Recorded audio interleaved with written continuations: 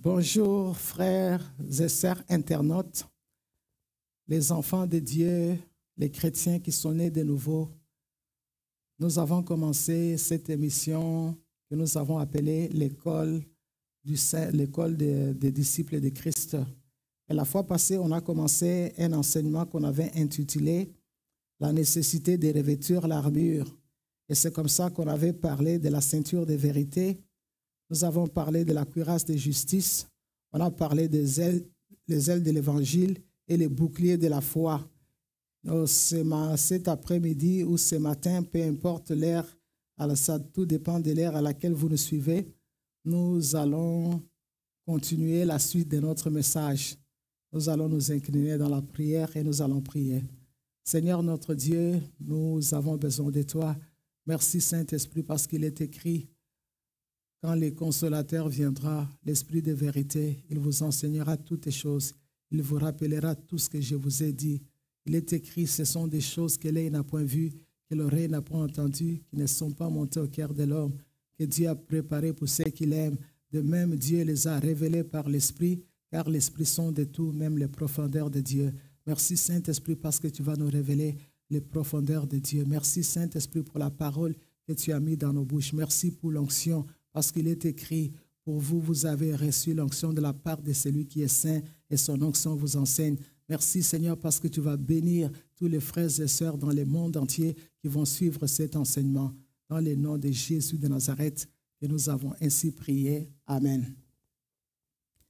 On va commencer avec notre cinquième arme. La cinquième arme est le casque du salut. On dit le casque du salut.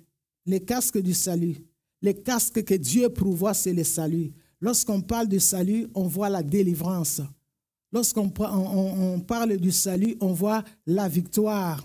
Cela veut dire, dans cette bataille, oui, comme je disais, Paul a écrit à l'église d'Éphèse. Pourquoi?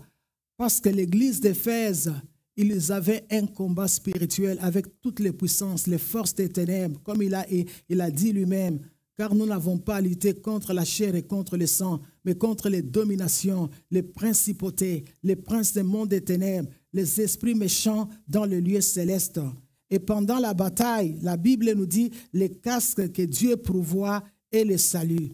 Quelque féroce soit la bataille, le chrétien n'est pas intimidé puisqu'il sait que la victoire finale lui est assurée. L'assurance de la délivrance ultime l'empêche de reculer ou bien de se rendre. Pourquoi? Parce que Jésus nous a donné la victoire. La Bible nous dit, c'est écrit dans le livre des Colossiens, chapitre 2, le verset 15.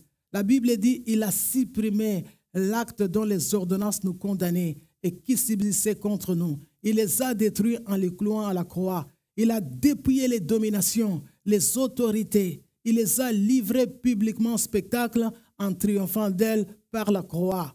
On prenait l'exemple d'un général romain qui est parti à la guerre. Souvent dans l'Ancien Testament, lorsque les gens allaient à la guerre, et les victorieux amenaient ce qu'on appelle les prisonniers de guerre. Et parmi les prisonniers de guerre, il y avait le roi, il y avait des généraux. Et on ne pouvait jamais punir les généraux avec les rois, avec leur grade. On devait d'abord les dépouiller. Et la Bible dit que c'est ce que le Seigneur Jésus-Christ a fait à la croix lorsqu'il est mort. Lorsqu'il est mort à la croix, oui, on pouvait regarder, c'était triste, mais la Bible dit que cette mort-là, c'était la mort d'abord pour nous sauver. Il avait payé la dette de nos péchés. Et la Bible dit, nous avons reçu le pardon de Dieu. Et Paul est en train de comparer le pardon de Dieu à l'acte d'effacer les ordonnances. Pourquoi? Parce que la Bible dit que lorsqu'il est mort à la croix, il est mort au milieu de deux brigands. Sur les deux brigands, c'était écrit les infractions pour lesquelles les Romains les punissaient. Mais sur Jésus, c'était écrit les rois des Juifs. Pourtant, il était innocent. Mais la Bible dit que sur la croix, c'était le péché de tout le monde. Nos péchés étaient cloués à la croix. pour que nous soyons capables de recevoir le pardon de Dieu. Et la Bible dit, lorsque nous avons reçu le pardon de Dieu, et au même moment, les anges sont descendus. Ils ont commencé à dépouiller Satan, dépouiller les royaumes des ténèbres, dépouiller les démons. La seule personne qui a fait face aux démons qui n'étaient pas dépouillés, c'était Jésus-Christ. Mais nous avons affaire à Satan dépouillé. C'est pourquoi nous ne pouvons pas nous laisser intimider. Dans Luc chapitre 10, le verset 19, le Seigneur dit, « Voici, je vous ai donné le pouvoir de marcher sur les serpents et sur les scorpions et sur toute la puissance de l'ennemi et rien ne pourra vous nuire. » Le pouvoir est un don. Mais l'autorité, nous devons l'exercer. C'est comme j'ai toujours dit, les policiers sont les détenteurs du pouvoir du gouvernement fédéral de Ottawa. Lorsqu'ils arrêtent des citoyens sur toute l'étendue du Canada, ils sont les représentants de cette autorité. Et la Bible dit c'est la même chose nous aussi. Nous sommes les détenteurs de l'autorité de Dieu. Satan n'a pas peur de moi. Satan n'a pas peur de toi. Il n'a pas peur de ta race. Mais Satan a peur de l'autorité que Dieu nous a donnée. C'est pourquoi, oui, le pouvoir c'est bien, mais nous devons exercer l'autorité. Et lorsque nous exerçons l'autorité, nous n'allons pas nous laisser intimider. Parce que nous ne combattons pas pour la victoire, nous combattons dans la victoire. C'est Jésus-Christ qui avait vaincu Satan. Et la Bible nous dit la délivrance, la victoire finale nous est assurée. Et lorsque nous combattons, nous savons que le victorieux, c'est nous. C'est ce qu'on appelle le casque du salut. L'assurance de la délivrance ultime. L'assurance de la victoire que nous avons dans ces combats. Sixième arme et la dernière. On dit l'épée de l'esprit. L'épée de l'esprit qui est la parole de Dieu. Et ici, nous allons prendre l'exemple. L'exemple se trouve dans l'usage que le Seigneur Jésus a fait dans le désert lorsque Satan est venu le tenter après son jeûne de 40 jours sans manger. La Bible dit que Satan est venu tenter Jésus et la Bible dit que le Seigneur Jésus a cité à 3 fois la parole de Dieu. Non pas n'importe quelle parole, mais le verset approprié que le Saint-Esprit lui a donné pour cette occasion. Lorsque nous lisons Luc chapitre 4, les versets 1 à 3. Qu'est-ce qu'on veut dire? Lorsqu'on nous parlons de la parole de Dieu, nous parlons de la parole de Dieu, cela signifie les passages de la Bible que le Saint-Esprit va nous communiquer à cet instant, à cette occasion. C'est pourquoi nous devons lire la parole de Dieu. Quand tu lis la parole de Dieu, tu la médites, tu tires des leçons, mais tu dois mémoriser aussi la parole de Dieu. Parce que la guerre, lorsque nous parlons des combats, la bataille se passe souvent dans notre pensée, dans notre âme, dans nos pensées. Satan, Dieu et nous, dans nos pensées. Et si tu n'as pas la parole de Dieu, c'est pourquoi la Bible est en train de nous dire, Dieu dit à Josué que ce livre de la loi ne s'éloigne point loin de ta bouche, mais dites-les nuit et jour, afin d'agir fidèlement selon ce qui est écrit. C'est alors que tu réussiras et tu auras du succès dans tes entreprises. Ici, je suis en train de parler d'abord de la bataille dans les pensées. Beaucoup de chrétiens ne pêchent plus, tu vas les regarder, peut-être ils pêchent de moins en moins, ils ne pêchent même plus quand vous les regardez, mais les pensées, à tout moment, les gens passent dans les pensées, pêchent dans les pensées, parce qu'ils n'ont pas la parole de Dieu. Un cœur vide de la parole de Dieu, tu vas pécher. Je donne toujours cet exemple. Quand quelqu'un est en conflit avec quelqu'un et puis quelques jours après, il se rend compte, peut-être la personne ne l'a pas vu. Et puis tu vas voir, Satan va lui dire, regarde, la personne est fâchée contre toi, elle ne t'a même pas dit bonjour. Non, il est écrit dans 1 Corinthiens chapitre 13, il est écrit, retire de moi Satan. La charité ne soupçonne point le mal. Beaucoup de gens ont des pensées malsaines. Tu vas voir, des fois, Satan les amène les images des femmes nues, des hommes nus. Ils n'ont pas aucune autorité sur ces pensées pour dire, retire-toi de moi, Satan. Il est écrit, les mauvaises pensées sont en horreur à l'Éternel, mais les paroles pures sont agréables à ses yeux. Lorsqu'on a dit que Satan est venu tenter Jésus, Satan n'était pas sorti comme ça en chair, c'est dans ses pensées tenté. Il lui a dit, si tu es le Fils de Dieu, change ces pierres en pain. Mais c'était la volonté de Dieu que Jésus soit affamé parce qu'il était en gêne. Et Jésus a répliqué, il est écrit, l'homme ne vivra pas seulement de pain, mais aussi de toute parole qui sort de la bouche de Dieu. Même quand Satan l'a mené sur le haut du temple pour lui dire, regarde, toute cette gloire m'appartient. Aussi tu te prosternes et tu m'adores, je vais te la donner. Et Jésus a dit, il est écrit, tu adoreras le Seigneur ton Dieu, lui et lui seul. Parce que lorsque nous avons la parole de Dieu c'est l'épée de l'esprit. Lorsque nous voyons même beaucoup de chrétiens qui vivent dans la peur, j'ai toujours expliqué ça, à un certain moment, je vivais dans la peur parce que Satan me disait souvent, oh tu vois, maintenant on va t'appeler, on va te dire, ta fille est tombée à l'école, ta fille quelque chose lui est arrivé. Jusqu'à ce que je suis arrivé sur ces versets qui la Bible dit, l'homme qui craint l'Éternel ne craint pas des mauvaises nouvelles, son cœur est ferme, confiant à l'Éternel, il est affermi, il ne craint rien. Quand Satan me dit ça, j'ai dit, Satan, tu es un menteur. Il est écrit, la femme qui craint l'Éternel ne craint pas des mauvaises nouvelles. Son cœur est ferme, il est affermi, il est confiant à l'Éternel. Et jusqu'à ce que je suis allé prendre le verset encore, Ésaïe chapitre 12, le verset 2. Il est écrit quoi? Il est écrit, Dieu est ma délivrance. Je suis plein de confiance, je ne craindrai rien. Je ne crains rien parce que c'est dans tes pensées. Quand Satan te bombarde pour que tu aies peur, dis-lui, Satan, il est écrit. Dieu a dit, ne crains rien, je suis avec toi. Retire-toi de moi, Satan, je ne crains rien. C'est ça la victoire, parce que tu ne pourras jamais avoir la victoire dans ta vie conjugale, dans ta vie sociale, si tu n'as pas la victoire dans tes pensées. Parce que Satan, lui, il n'attend pas seulement quand quelque chose t'arrive. Non. Moi, je dis toujours, regardez la société dans laquelle nous vivons. Les hommes marchent nus, les femmes marchent nues. Tu vas voir, Satan va te dire, mais regarde là, madame, là, tourne-toi derrière. Alors, si tu étais avec elle au lit, non, il est écrit, Satan, tu ne commettras pas l'adultère. Tu ne convoiteras pas. Parce que tout se passe dans les pensées. Les chrétiens victorieux dans leur vie de chaque jour, ils commencent d'abord à être victorieux dans leurs pensées. Mais ça prend la parole de Dieu. Troisième recommandation, après les casques, après l'épée de l'esprit. Troisième recommandation, c'était quoi? Paul est en train de dire, faites en tout temps par l'esprit, toutes sortes de prières.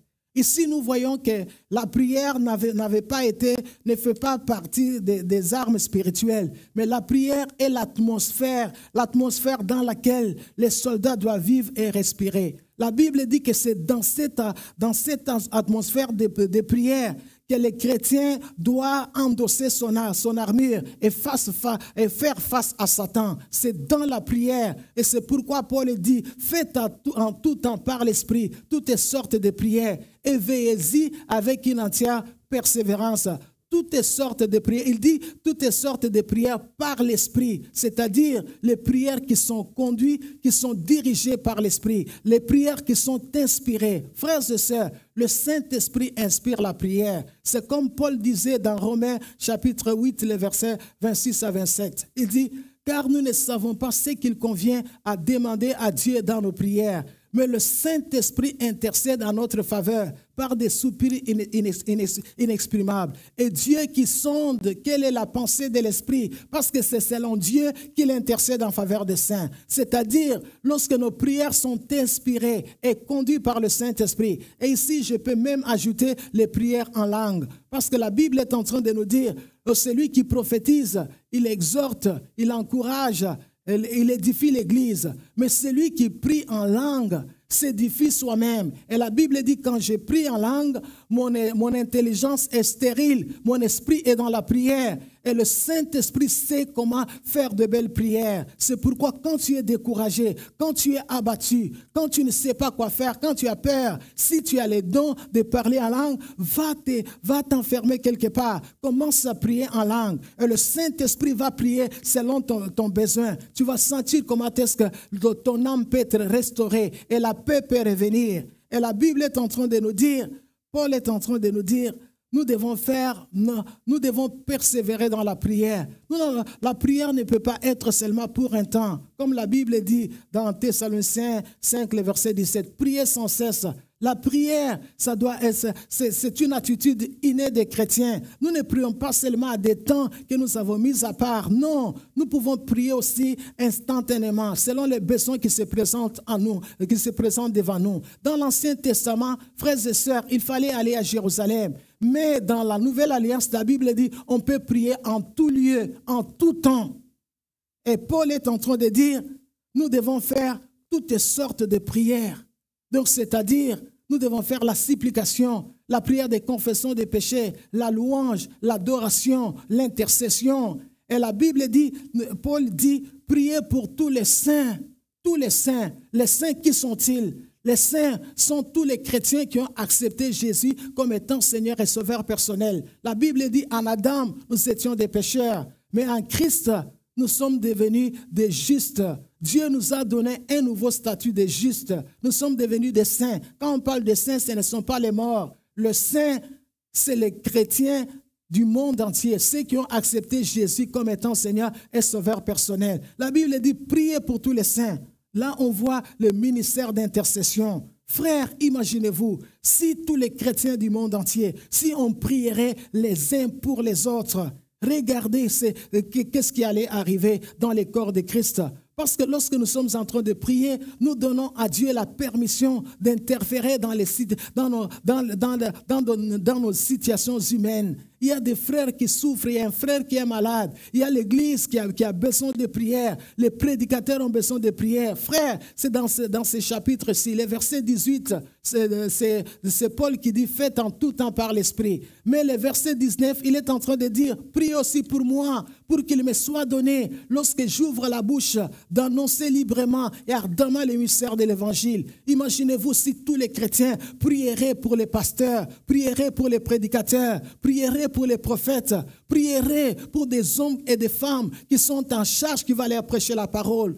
Des fois, les gens sortent de l'église. Oh, il n'a pas prêché bien, il n'a pas bien prêché aujourd'hui. Frère, nous avons tous ça. La prière, quand vous regardez, la prière, ce n'est pas un don. La prière, c'est un commandement. Tous les chrétiens peuvent prier. Quand je regarde même Paul était intercesseur.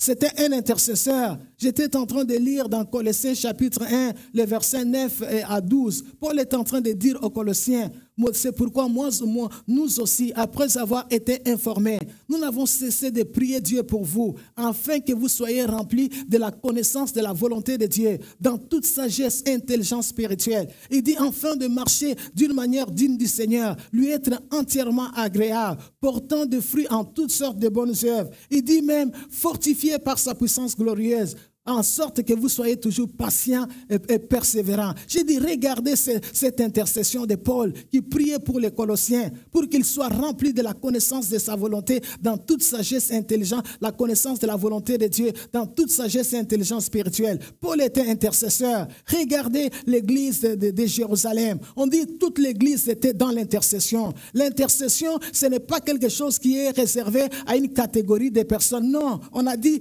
prier pour tous les saints. Il s'adressait à qui? À l'église d'Éphèse. Frères et sœurs, si nous commençons à prier les uns pour les autres, comme disait Jésus, nous allons voir la gloire de Dieu. Il a dit, tout ce que vous demanderez à mon nom, je le ferai, afin que le Père soit glorifié dans le Fils. Nous allons voir la gloire dans la vie de nos frères. Nous allons voir l'action de Dieu. Nous allons voir la puissance de Dieu dans l'Église. Nous allons voir des prédicateurs qui prêchent avec miracle. Des pasteurs, lorsqu'ils ouvrent la bouche, la révélation de Dieu les accompagne. Nous allons prier. Je vais vous conduire dans la prière. Nous allons demander à Dieu les fardeaux. Parce que des fois, c'est facile de dire on va prier pour les gens. Mais quand on n'a pas les fardeaux, c'est très difficile. Nous allons dire au Seigneur, aide-nous. Nous avons besoin de la grâce. Donne-nous les fardeaux pour l'Église, les fardeaux pour des personnes pour lesquelles que tu voudras que nous puissions intercéder. La Bible dit prier pour tous les saints. Quand un frère est dans les péchés, prions pour lui. Quand un frère a abandonné l'église, prions pour les frères. Aussi, il y a des situations compliquées dans la vie de nos frères et sœurs, prions. Mais si vous ne pouvez pas prier, si vous n'avez pas les fardeaux, c'est pourquoi des fois les gens prient une fois, 2 fois, ils abandonnent. Pourquoi? Parce qu'ils n'ont pas ces fardeaux. Lorsqu'on parle des fardeaux, c'est-à-dire la responsabilité que le Seigneur vienne au travers le Saint-Esprit. Il dépose cette responsabilité sur mon cœur. Je commence à prier comme si j'étais la seule personne qui priait pour ces dossiers. Je ne peux pas savoir, je ne peux pas dire, oh non, les autres vont prier. Non, c'est moi qui dois prier. Nous allons prier. Seigneur notre Dieu, nous sommes en train de prier pour tous les chrétiens du monde entier. Nous sommes en train de prier pour des frères et sœurs. Oui, Seigneur, nous avons besoin de casque du salut. Nous avons besoin de la parole de Dieu. Seigneur, je te demande même la passion des Écritures, parce que la Bible est en train de dire, erreur l'homme qui ne marche pas selon les conseils des méchants, qui ne s'assied pas en compagnie des moqueurs, qui ne s'arrête pas sur la voie des pécheurs, mais qui trouve son plaisir dans la loi de l'Éternel, qui la médite nuit et jour. Il est comme un arbre qu'on a planté près d'un courant d'eau, et tout ce qu'il fait lui réussit. Seigneur, nous ne voulons pas avoir des chrétiens saisonniers. Lorsqu'ils passent des temps difficiles, ils murmurent, ils sont tristes, ils ont la joie seulement quand tout va bien. Non, Seigneur, nous avons besoin de ces chrétiens-là. Même quand ils passent des temps difficiles, ils savent que s'ils passent des épreuves, après ces épreuves, il y a une promotion, il y a une élévation. Dieu peut utiliser des temps difficiles parce qu'il veut nous bénir. Et nous voulons demander, Seigneur, à cet instant, les fardeaux dans les cœurs des chrétiens. Nous voyons tout ce qui se passe. Les chrétiens sont prêts à se dénoncer les uns les autres, sont prêts à calomnier, sont prêts à parler le mal des autres. Où sont-ils, ceux qui ont le cœur de prier pour les autres? Nous demandons les fardeaux, Seigneur. Nous te demandons les fardeaux pour tous les chrétiens du monde entier. Paul dit, priez pour tous les saints, éveillez-y avec une entière persévérance. Si nous pouvons commencer à prier les uns pour les autres, le corps de Christ verra la gloire de Dieu. Nous allons voir le Saint-Esprit opérer des miracles, parce que nous allons prier pour nos prédicateurs, nos pasteurs, nous allons prier pour nos prophètes, nous allons prier pour que la grâce de Dieu puisse agir dans la vie de tous les chrétiens du monde entier. Et toi, Dieu, tu as dit, lorsque nous allons prier, tu vas nous exaucer. Parce que tu as fait des promesses à la prière. Tu as dit, tout ce que vous demanderez en priant, croyez que vous l'avez déjà reçu et vous le verrez s'accomplir. Merci, notre Dieu, parce que tu as exaucé cette prière. Seigneur, nous voulons te dire merci parce que tu es fidèle. Merci, Seigneur, parce que tu vas bénir tous les frères et sœurs qui vont écouter ces messages, qui vont les partager avec les autres, parce qu'il y a la nécessité dans les corps de Christ. Et pendant ces temps, nous sommes à la fin des temps, la nécessité de revêtir son armure. Nous avons besoin de cette armure, Seigneur, pour bien lutter contre toutes les manigances du diable. Merci, notre Dieu, parce que tu vas susciter les désirs dans les cœurs de mes frères et sœurs de partager ces vidéos pour que ton nom seul soit glorifié. Dans les noms précieux puissants de Jésus, que nous avons ainsi prié. Amen. Frères et sœurs, que le Seigneur vous bénisse. Je suis en train de vous demander de partager la parole de Dieu. C'est la seule chose fiable qui nous reste. Le monde va très mal, on parle de récession, l'inflation, mais nous avons les promesses de Dieu. Nous avons la parole de Dieu. Des fois, les hommes peuvent donner des promesses, mais les promesses des hommes sont limitées par leurs possibilités et leurs moyens. Mais Dieu est capable. Dieu, tout ce qu'il a dit, il le fera. C'est pourquoi partagez la parole de Dieu, pour que pendant ces temps, que les chrétiens soient capables d'écouter la parole de Dieu et de voir la gloire de Dieu dans leur vie. Soyez bénis. On va se voir à la prochaine.